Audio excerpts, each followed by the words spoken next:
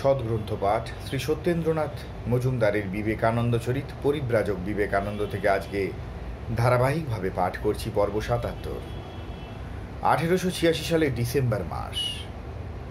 ঠাকুরের অন্যতম সন্ন্যাসী শিষ্য স্বামী প্রেমানন্দের বাবুরাম ঘোষ জননীর আহ্বানে সন্ন্যাসীরা তাঁহার পল্লী ভবন আঁটপুরে হুগলি সমবেত হইয়া আছেন।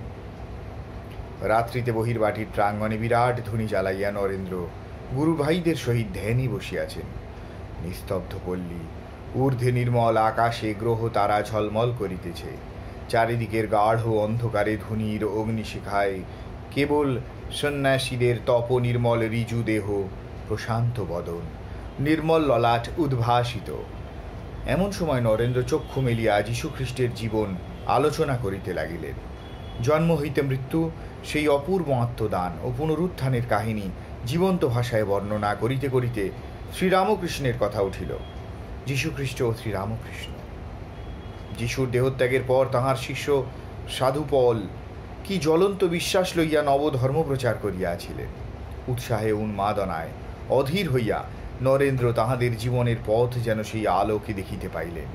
তিনি এবং তাহার বাক্যে অনুপ্রাণিত গুরু ভ্রাতাগণ যেন আর একবার অনুভব করিলেন, যখন ভারতবর্ষের জনমণ্ডলী আদর্শকে বিভক্ত, খণ্ডিত ও আংশিক রূপে দর্শন করিয়া পরস্পরের সহিত বিবাদরত, যখন বৈষম্য ভেদের মধ্যে আমরা কোনো সামঞ্জস্য খুঁজিবার চেষ্টা পর্যন্ত করিতেছিলাম না, যখন নষ্ট বুদ্ধি দ্বারা বিকৃত, ভ্রষ্ট চরিত্রের দ্বারা কলঙ্কিত হইয়া সমস্ত উচ্চাদর্শ কর্মহীন তামসিক জড়ত্বের মধ্যে ব্যর্থ নিষ্ফল হইতেছিল, সেই সংকটের দিনে শ্রীরামকৃষ্ণ সমস্ত সমস্যার মীমাংসা করিয়া সমস্ত বিচিত্র বিশিষ্ট সাধনাগুলিকে এক সমন্বয়ের মধ্যে যথাযোগ্য স্থান দিয়া আদর্শের পরিপূর্ণ রূপ স্বীয় জীবনে প্রকটিত করিলেন।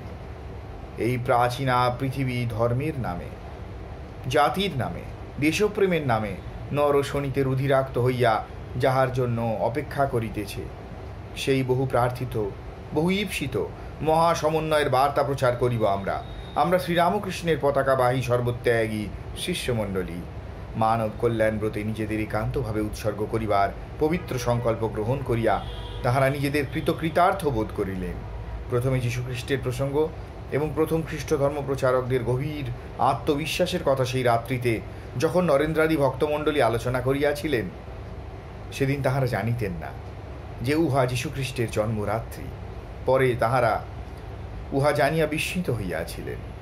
আঁটপুর হইতে সন্ন্যাসীগণ তারকেশ্বরে গিয়া শিব আরাধনান্তে বরাহনগরে ফিরিয়া আসিলেন।